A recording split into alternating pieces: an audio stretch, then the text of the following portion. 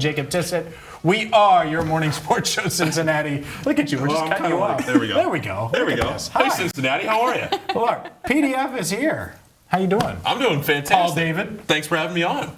How we doing? Glad you showed up this time. Yeah, let's clap it up. Paul Paul showed up on time. Yeah, let's go. He showed up on time.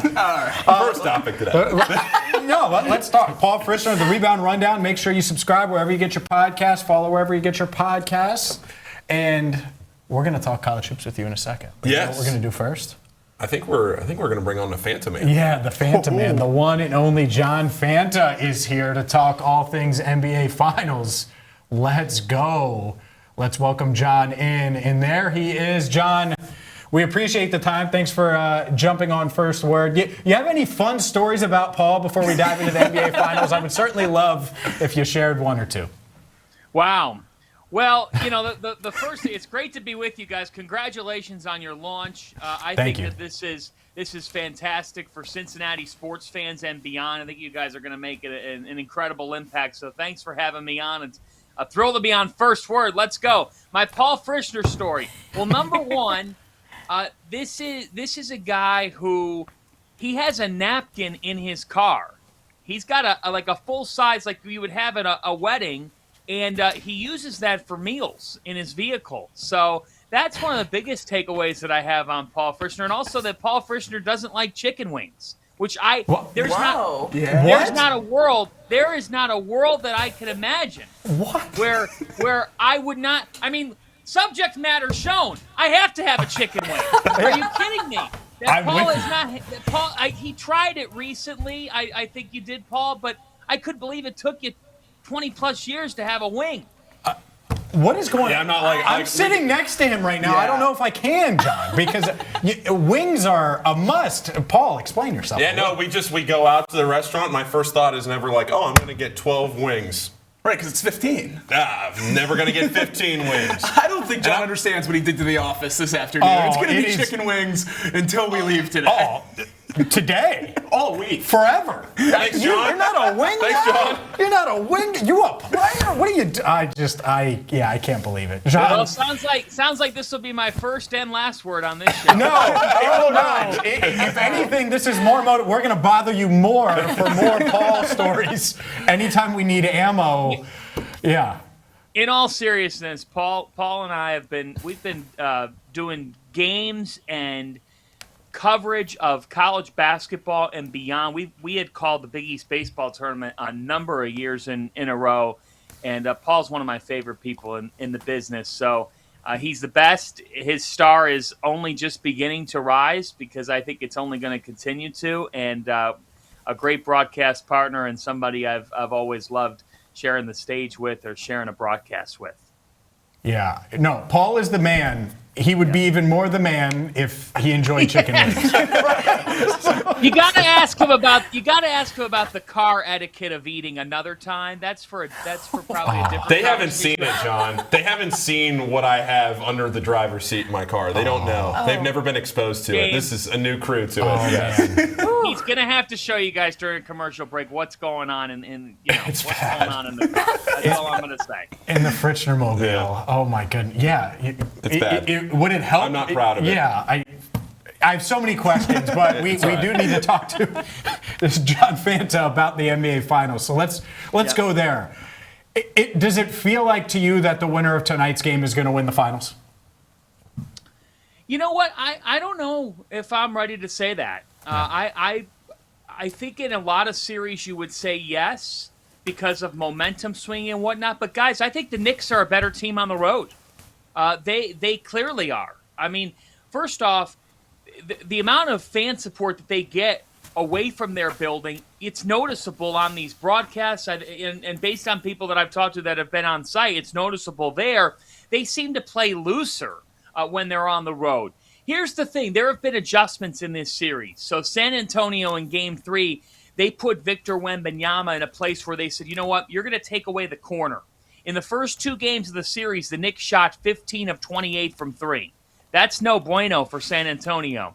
In Game 3, the Knicks, some of their shot makers that were hitting those threes in Games 1 and 2, Josh Hart was making his shots early in Game 3, but like Landry Shamet had made some huge shots in games 1 and 2. Mikal Bridges in game 2 was fantastic. Mikal Bridges was not very good in game number 3. And the Knicks, those complimentary shots did not fall. And also Jalen Brunson fell into some hero ball in game number 3. So a series has adjustments.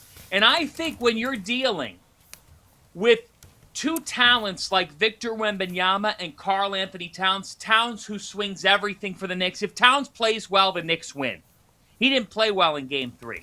He had 11 points on 10 shot attempts. That's the formula for San Antonio. And I just think with Wembanyama, I am not going to sit here and say, because I've never seen anything like him on a basketball court. Got to cover a couple of his games in person this past year. I was just amazed at the specimen. He's unlike anything we've seen. For me, I like that guy too much to think that if they go down 3-1, that they can't win Game 5, and then all of the pressure will be on New York in a Game 6. Yep. All right, John. They bring the college basketball guy. First of all, it's great to see you. It's great to see you, John. Great to see you too.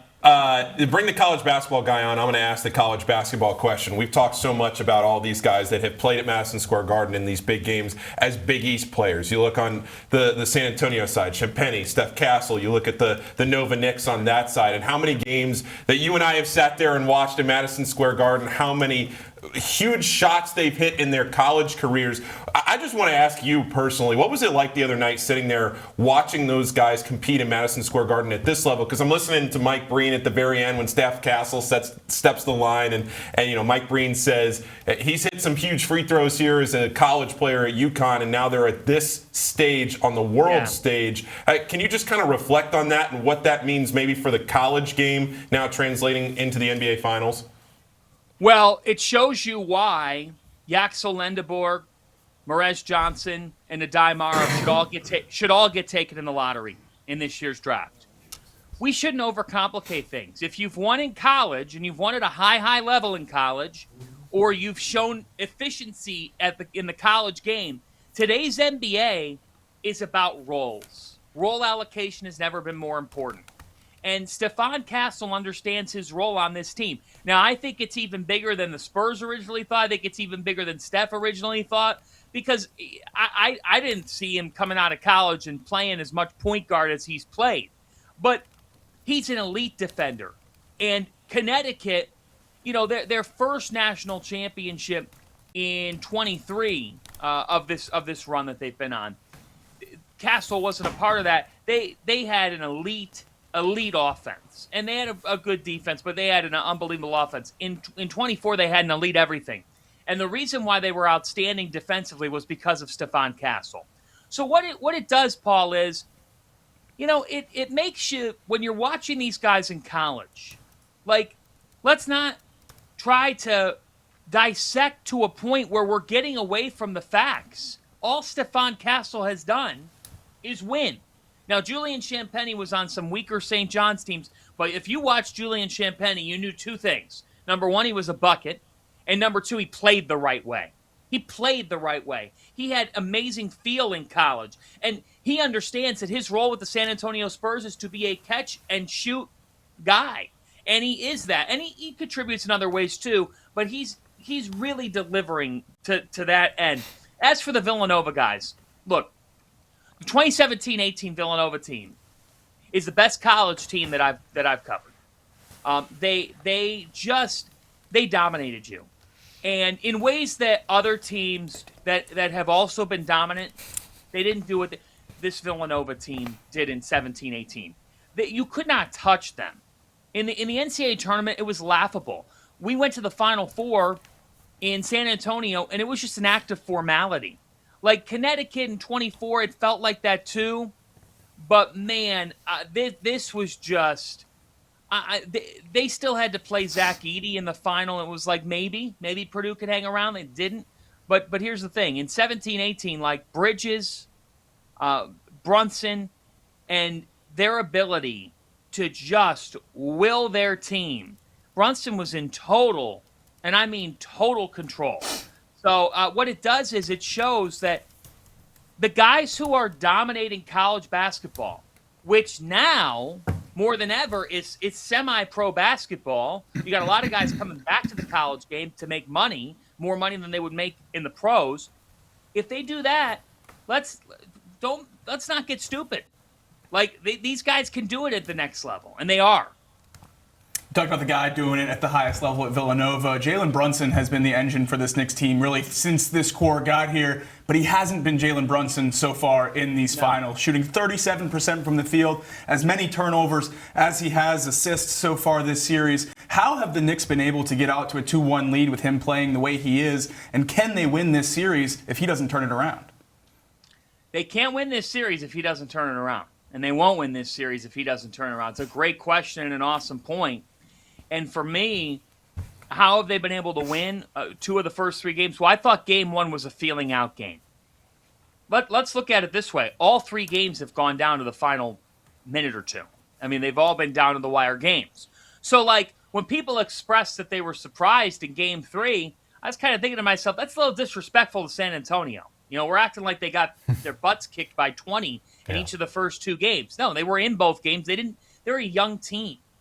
I mean, the franchise should run the league for years to come. John, I have to ask one more Knicks question for you. So, Karl Anthony Towns, you know, for the most part has had a really strong postseason. He's plus 245, the highest plus minus in a single postseason.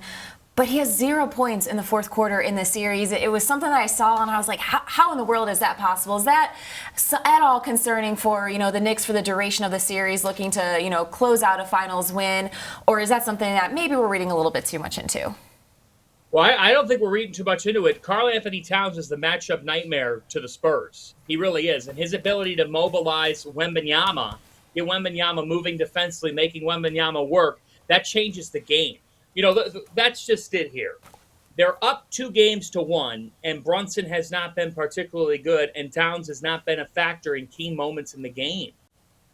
That should bode well for the Knicks, though. They're up 2-1 with those things happening. You know, I think that for Towns, they got to get him touches. You have to make a conscious decision. Now, San Antonio's defense has something to do with this, and it's a big reason why Mikal Bridges, Josh Hart, OG Anunoby was fantastic in Game 3. It's the best I've seen him play. Those guys are cashing in. Shamet as well. But for me, this series lies in the hands of Jalen Brunson and Karl Anthony Towns and whether or not they play to their maximum capabilities. If they do, the Knicks will be champions. They need 2 wins. And they've gotten 2 with – Game 1 was a feeling-out game. And the reason why Brunson has struggled at times is because, like you could play Castle, you could play at the cell. You've got Wembanyama down in the paint, and everything funnels to him. For Towns can capitalize in this matchup. He's doing it in the first 3 quarters of these games. So if it ain't broke, don't fix it. But they've got to, at times with Karl Anthony Towns, I think that he undersells how much of a difference he makes in the game. You got to go and get it. This is the NBA Finals. And I think he will go and get it tonight. I think that the Knicks will respond tonight and get a win. But if they don't, then panic's going to set in a little bit here because you were up 2-0, and now you got to go back to San Antonio, and you're playing the face of the league now, who would have momentum and control. And that's why when you said, James, do you think the winner of tonight is going to be champion? Look, there's a solid shot, but in this series, with the amount of talent, with the quality of games, all 3 of these games have gone down to the last possession or last 2 possessions. That means it's flip a coin late. It's a couple of plays. So we'll see what happens tonight, but you guys are right. It's a terrific point. Cat has got to be a factor late in these games for the Knicks to be the best version of themselves.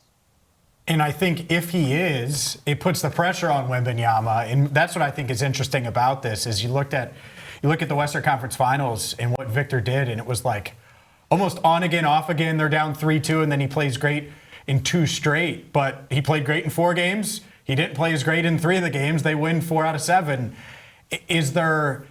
Do you think it's a 2-day off type of thing where 2 games in 48 hours, that's it, from Monday to Wednesday? Or what is it with Wemby? Because I do think that's a huge factor. And if Karl Anthony Towns can take it to him, especially in the fourth quarter a little bit, and keep him off balance, I think that would go a long way toward neutralizing the best player on the court, certainly the face of the league, as you mentioned.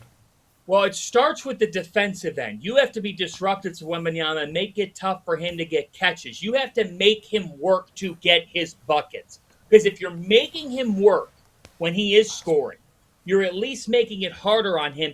And then that exhausts him. I think in the first two games, you saw Wembanyama get tired. We'll see tonight. You know, it's a terrific point. Remember, there was not a finals game on Sunday. And that extra day of rest seemed to help Wemby. Now how's a couple of days in New York City? How is that done for him? We'll see. But they've got to defend him. I thought the Knicks, in Game 3, for the first time on this run, you know, it was their first loss in over 40 days, I thought they let some missed shots affect how they defended. That's not a good formula against the Spurs. The Spurs are quick. They move. Even off makes, they're looking for transition. And Castle got downhill, and Dylan Harper got downhill, and De'Aaron Fox supplied some calming plays. Remember, Fox made the shot of the game with 12 seconds to go in the game. But it starts with the defensive end. The Knicks cannot get away from who they've been defensively on this run. They have been physical. They've been tough. They've made teams uncomfortable. It hasn't mattered the opponent. And then their offense has been an avalanche. Your offense is sometimes going to blink against an elite defense. I thought their offense blinked in Game 3, and then they allowed that to dictate how they played defense. All right, John, last question here before we go to break. You're the lead voice of college basketball for NBC, so I'm not going to let you get out of here without asking you one question for the Cincinnati fans that are watching this. Jared Calhoun takes over the program for the Bearcats, a dynamic hire, somebody that has ties to the program. What are your thoughts on Cincinnati going back to the well, getting a Cincinnati guy, and how much he can change that program? Well, I think he's changing it already. I expect Cincinnati basketball to be back on the map. I expect them to be an NCAA tournament program again. And you just look at what he's done in the transfer portal, going all over, bringing a couple of guys with him from Utah State that'll certainly be helpful. Going and getting Tyler Tejada from Towson. That guy is ready for the high major level. He's a 6'9" wing who can do it all, score at a number of levels. You go and you get Miles Colvin, who's a 6'5" guy who's been around the block, a couple of high major schools, but I think is a player and can really play. You look at their roster, and they did a nice job of identifying different guards who provide length and versatility. And when you hire Jared Calhoun, it instantly, I think, just changes the complexion of your program because you get one of your guys, he gets the program, he understands the area, and he understands he's a grinder, man. You know, he really is. You do it at Youngstown State, Utah State, you've got something cooking. And I think when you look at what they did with their roster, they did a really nice job. But I can't – to me, the Crosstown Shootout is about to have new life in Cincinnati. Oh, because Jared Calhoun could be at Cincinnati a long time, and Richard Pitino will be at Xavier a long time. Richard Pitino brings in a roster at Xavier that is legit. And when you look at Jovan Milicevic and Ruben Dominguez and the shot-making possibilities there, they bring in Chance Westry. They brought in True Washington, who I think is a fascinating player. Mike Nwoko in the paint, among others.